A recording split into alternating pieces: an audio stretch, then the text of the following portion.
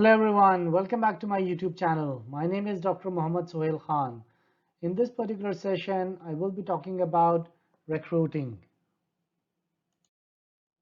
So recruitment starts once an organization identifies its human resources.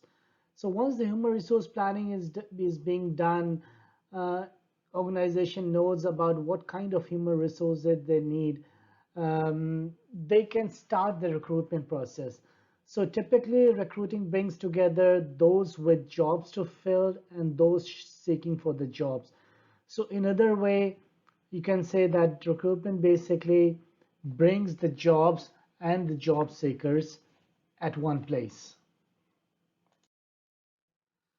So now let's talk about the recruitment goals. So what are the recruitment goals? Recruiting basically provides information that will attract a significant pool of qualified candidates. So in terms of attracting the good candidates, one needs to have a really good recruiting process. So organizations basically spends much of their time in the recruitment efforts. According to one of the study, departments estimated that they typically spends 50% to 70% of their time in recruitment employees. In terms of recruiting employees, the more the applicants apply, the more there's a chance of finding a best candidate. So one of the major goal of recruiting is to find a best suited candidate. So recruiting discourage unqualified ones from applying. So for example, recruitment really wants the best qualified candidates to apply for their job so that they can hire a best qualified person for the job. Minimize the cost of processing unqualified employees. So I mentioned initially that 50% to 70% of the time of HR basically spends on recruitment. So if there is a time, there is always a cost associated to that particular time. So for example, recruitment efforts, or I would say the effective recruitment efforts basically minimize the processing time, minimize the time frame of the candidates in terms of their application process. So for example, that's why the recruitment department has a responsibility to design a job ad or to recruit a person in a way so that it can minimize the unqualified candidates to basically apply, because everything in the recruitment process produces some kinds of costs. For example, if we are expecting a CV or an application from one of the candidates or the pool of the candidates, we have to send them some kind of acknowledgement. We have to receive their application. We have to review their application. We have to, even if the candidate is not successful, the recruitment department needs to write a rejection letter to that particular candidate. So all those efforts basically produces some kind of cost. So that's why the recruitment department initially look up as all those costs as an expense. So one of the major responsibility for the recruitment department is to minimize the cost so that less unqualified candidates won't apply. Recruiters promote the organization to prospective applicants. So one of the job responsibility for the recruitment department is to promote the organizational image. So basically, they use job fairs, college campus visits, developing industry contacts in terms of having the relationship with the pool of the candidates that would be potential hire for the vacancies. So what are the factors that basically affect recruiting efforts? One of the major important factor would be the organizational image. So for example, if there are 100,000 employees working in a big firm, um, it basically, this volume talks about something about the organization image. If so many people are working in some organization, it feels that the organization is, first of all, is a big organization. Secondly, that organization has a good image. At the same time, if the organizations are paying low wages, if there's small organizations, that also have some kind of hindrance in terms of recruitment efforts. Also, employment conditions in that area. So this is one of the factors that basically affects the recruitment efforts. And the employment conditions may help the organization to recruit more people, or maybe it is one of the hindrance in terms of recruitment. Employment conditions in the area also affects the recruitment efforts. So for example, if there are more employment generated in that particular area, maybe an organization will recruit less people, or maybe they have less potential candidates that will apply for any potential positions. Similarly, working conditions, salary benefits, salary and the offered benefits also affect the recruitment efforts. For example, if the working conditions are really good, salary structures and the benefits that are being offered to the employees are being acceptable in some way, there are more chances that there will be more potential candidates that will apply for that particular organization. At the same time, organizational growth stage or the decline stage also helps in terms of recruitment efforts. This is one of the idea of looking organization life cycle as a human life cycle. So for example, organization go through the stages of the life cycle that the humans go. So for example, organization basically experience the growth stage and the maturity stage, and similarly the decline stage at some point of their life cycle time. So it depends that when the recruitment efforts is being done. So for example, if the recruitment efforts is being done in the growth stage of organizational life cycle, there are more chances that more candidates will apply for the particular position in that organization. However, if that organization reaches at the maturity or the decline stage, there may be a chance, there may be less chances that more people will apply for that, will apply for that. However, if the organization is going through the maturity stage or the decline stage, there will be less chance that more people will apply for that particular organization. However, the layoff or the downsizing reputation of that particular organization is also one of the hindrance in the recruitment efforts for that particular organization. Let's talk about the constraints on recruiting efforts. So what do we mean by constraints here? So constraints in terms of pool of candidates may not include the best candidates, or the best candidates may not want to work for the organization. So we are talking about the constraints in such a way that either the candidates are not applying for the job for that particular organization, or the candidates that are being considered as a potential candidates, these are not the best candidates that organization was expecting in some way. So organization image, as we already talked about a little bit about the organization image. So organization image basically is one of the hindrance in terms of in the recruiting efforts. So for example, organization's poor image may limit its attraction. So for example, if the organization image is about the poor quality of products and services, polluted environment, working conditions, work-life balance, health-related plans, and insurance. So those are some of the triggers that basically portray the bad or good image of an organization. So for example, if there's less quality of products and services, there's less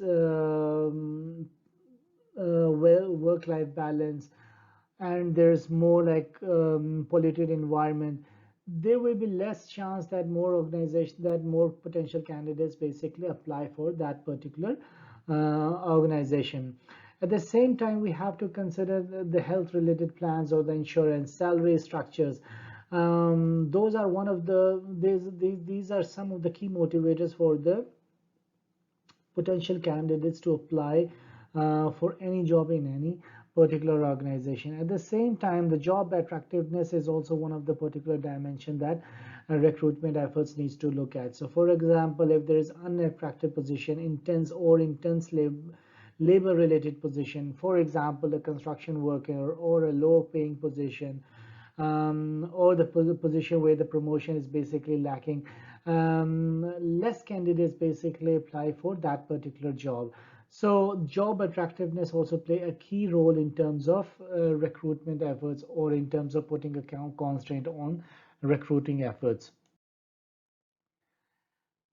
Internal organizational policy sometimes is act as a hindrance in terms of recruitment efforts. So for example, if there is a procedure of promoting within the organization. So for example, if organization works in terms of succession planning or if organization prefers to hire a person inside the organization, definitely recruitment efforts, or I would say the outside recruitment efforts will be really low.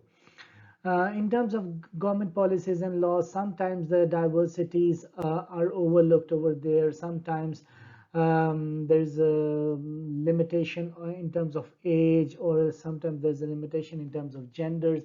So sometimes all those policy and laws also are hindrance in the way of recruitment efforts.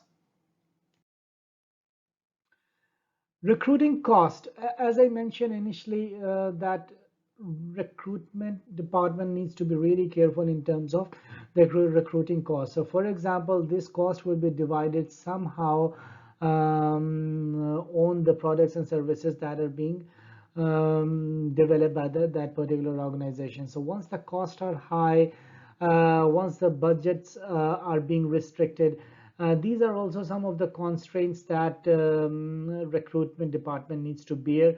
So for example, if the cost of recruitment is high, if the cost of renting a building or the office space is high, it basically increases the recruiting cost as a whole. And if at the same time, if there is a budget restriction, there is less chance that recruitment department will find a good candidate. So these are a couple of sources of recruitment. So for example, there's a possibility of doing an internal search. There's a possibility of having an employee referrals, external searches online, and other alternatives are also available. So definitely all of those sources have somehow their pros and cons. So let's talk in detail about each of those sources. In terms of internal search, it means that organization try to promote the members from within the organization. So for organization that promote from within, they try to identify the current employees and try to recruit those employees for the current job openings. Having individual bid for the jobs, internal candidates may apply for the jobs. You can use the human resource information systems or management systems for that particular purpose, or sometimes internal searches also being done by employee referrals. There's also a concept of succession planning that is also comes under the umbrella of internal search as well. So internal search basically talks about all those methods in which organization try to promote their own members for any vacant vacancies. In terms of advantages and disadvantages, definitely there would be a good public relation if there is an internal employee. The morale of that particular employee will be boosted if that particular person or employee will get some kind of growth in their career.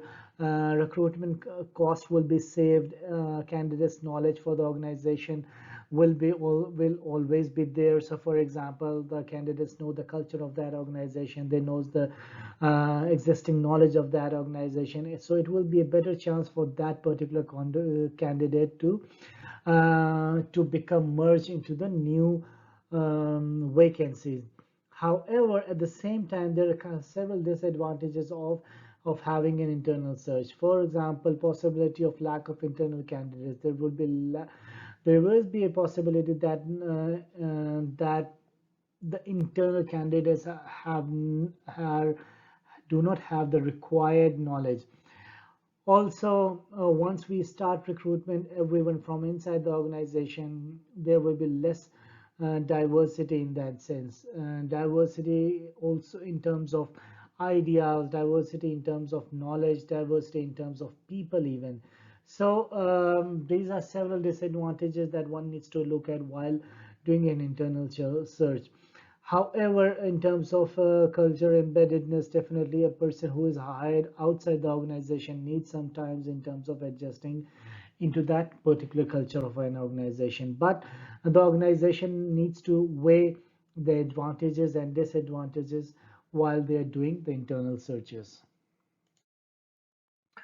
A similar concept is about employee referrals. So, for example, current employee can be asked for recommendation for the recruitment. So, for example, one of the advantages of doing that as well, that they will hardly recommend someone who they believe won't perform. So, if somebody asks me a reference for someone, I will definitely give a reference about someone who I believe that will definitely um, embed into that culture of that organization, or who definitely takes responsibility while doing their job.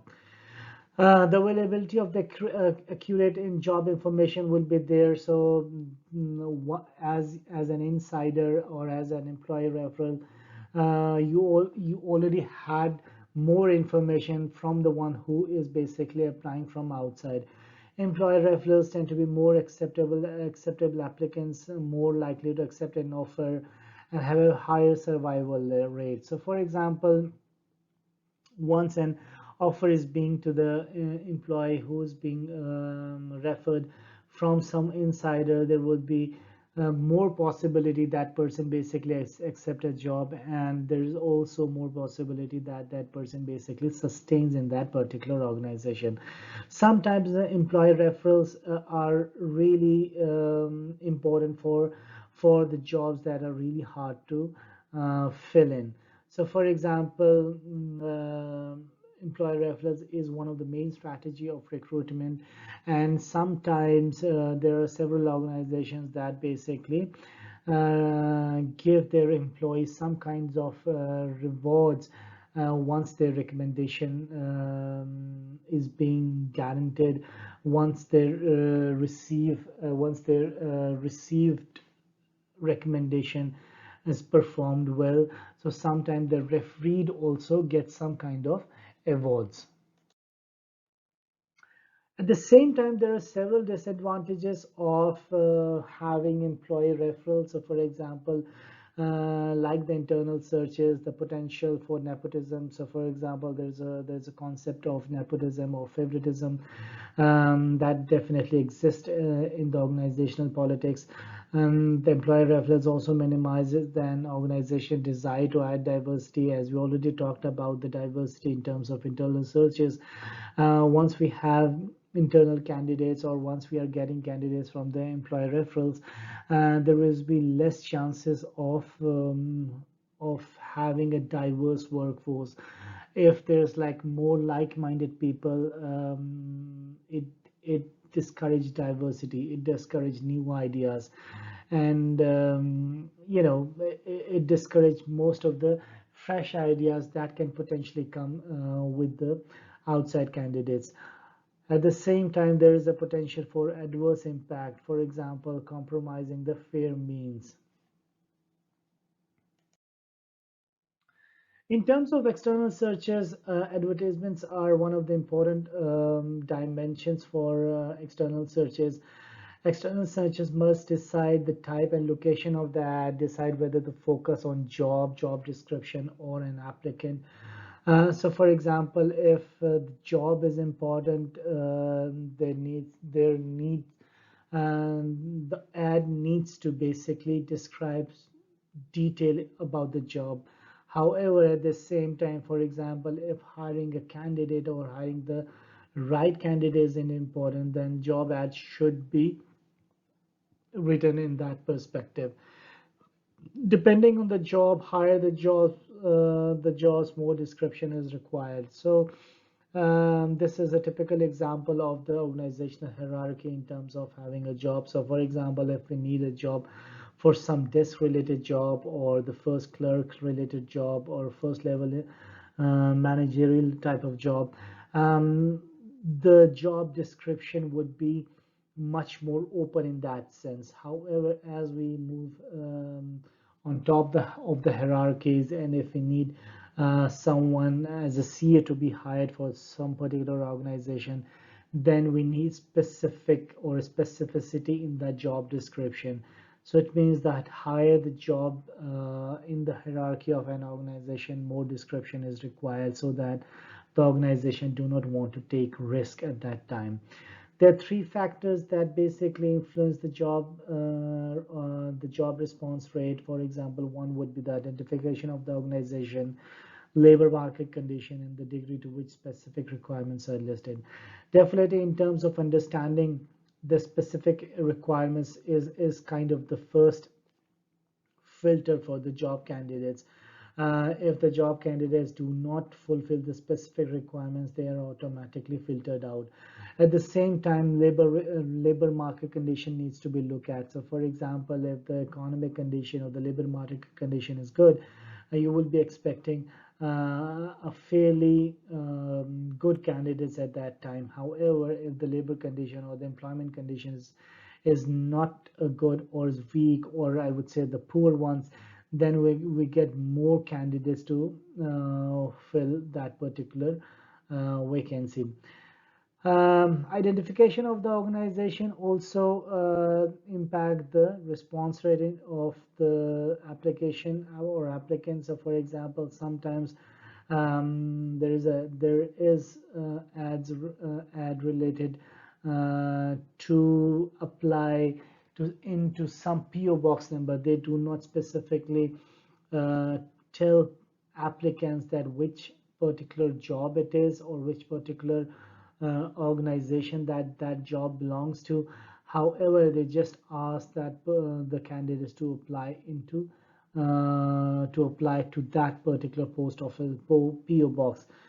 Sometimes the public service organization or the defense related organizations have a job that basically do not tell or reveal the identity of that particular organization. So once the identity of the organization is not revealed, there is a potential chance that the response rate is really low in that particular searches. Employment agencies, these are also one of the sources of recruitment. So for example, there could be public or state employment services, there would be private employment services, sometimes there are management consulting firms that are basically have some kind of their niche in terms of giving the candidates for their research and development activities, or their niche is basically supplying the candidates for mid and upper level positions. Similarly, is executive search firms. They basically screen potential mid or top level candidates while keeping the prospective employees anonymous. So these are some of the examples of the potential agencies that basically sometimes helps organizations to hire a best candidate for them. So sometimes schools, colleges, and universities are the going spaces for that organizations, because they have the candidates that can fulfill the vacancy requirement for any particular organization. So sometimes the schools may provide entry level or experienced workers through the placement services. Definitely, there's a whole concept of job fair that is basically involved in it. It may also help companies establish cooperative education assignments and internships. Career development centers in particular schools, colleges, and universities can play a really important role to supply the candidates for a particular job. At the same time, the internships or the project or the real world projects really helps employers to find candidates that they're looking for. So school, colleges, universities basically help in terms of producing or supplying the entry level or experience level potential candidates in many ways. Job fairs are really important in terms of getting a suitable candidates. As I just mentioned that universities, schools, and colleges can play a vital role in arranging the job fairs where they can call potential employers or potential recruiters so that they can have the resumes from the students. And then they can pass on those resumes and CVs to the potential organizations that are basically hiring for or looking for the qualified candidates. Sometimes the virtual or online job fair also brings employers and job seekers together. This is also an important platform that recruiters can use for getting a best candidate for their jobs. So many professional organizations, including labor unions, operate placement services.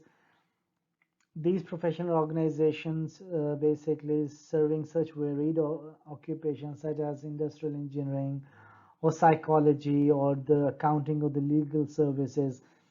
Sometimes they basically provides the facility to have a meeting or a job fair or the conferences where the potential candidates can come or present their ideas, and at the same time they also ask the recruiters or the potential organizations to participate in that sort of conferences. So those professional organizations basically try to provide a platform where the potential candidates and the potential organization just comes under the one platform so that they can exchange ideas and have several prospects in terms of getting a job. For some particular jobs, the walk-ins are also allowed. So, for example, candidates just walk in into the job interview without any prior notice. So the call is basically open for everyone.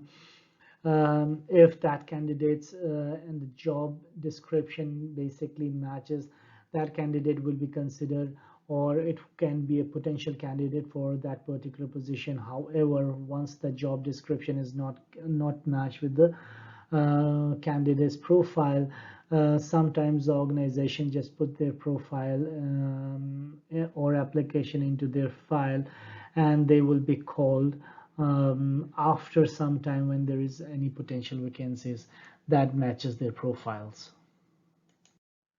So the other recruiting alternatives will be the temporary health services. So there are organizations that basically provides temporary health workers.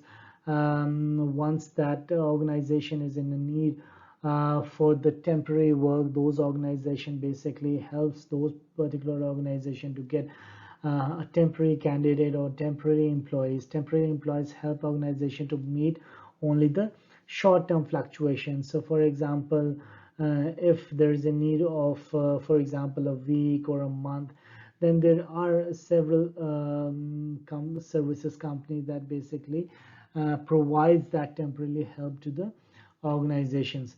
Then there is a whole concept of employee leasing. Trained workers are employed by a leasing company, which provides them to the employees when need on a flat fee rate. Independent contractors do specific work either on and off the company's premises. So, for example, sometimes the consultants are being hired as independent contractors. Cost of the regular employers, for example, if it's more, because you have to pay the benefits and you have to pay the health insurances and all those kinds of benefits. So sometimes the organization prefers the consultants or the independent contractors to be hired.